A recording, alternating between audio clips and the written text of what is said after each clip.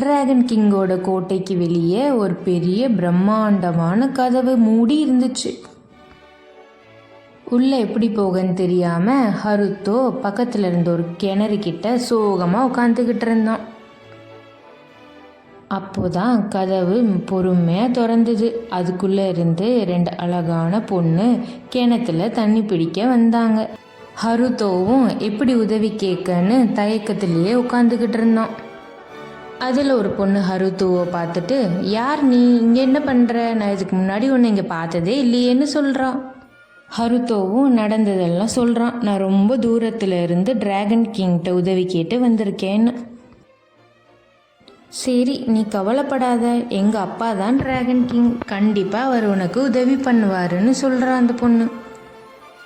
3 பேரும் போய் டிராகன் கிங்கை பார்த்து விஷயத்த சொல்கிறாங்க. உடனே டிராகன் கிங், என்னை நம்பி இவ்வளோ தூரம் வந்திருக்கீங்க, கண்டிப்பாக உங்களுக்கு உங்கள் கொக்கியை கண்டுபிடிச்சி தரோம்னு சொன்னாங்க. டிராகன் கிங்கும் உடனே கைகளை தட்டி அரசவை உறுப்பினர்கள், அரண்மனை ஊழியர்கள், கடலில் உள்ள மீன்கள் எல்லாரையும் உடனே வர சொல்லி கட்டளையிட்டாரு. எல்லாரும் வந்த அப்புறம் டிராகன் கிங் சொன்னார், குக்கியை யார் எடுத்திருந்தாலும் உடனே தருமாறு கேட்டுக்கொள்கிறேன். நம்மளை நம்பி ரொம்ப தூரத்துலேருந்து வந்திருக்காங்க. உடனே அங்கே ஒரு பெரிய மீன் வந்துச்சு.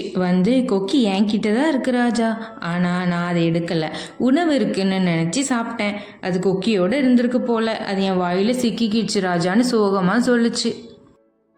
அப்புறம் ராஜாவோட உதவியால் கொக்கியை வெளியே எடுத்து ஹருத்தோட்டையே கொடுத்துட்டாங்க.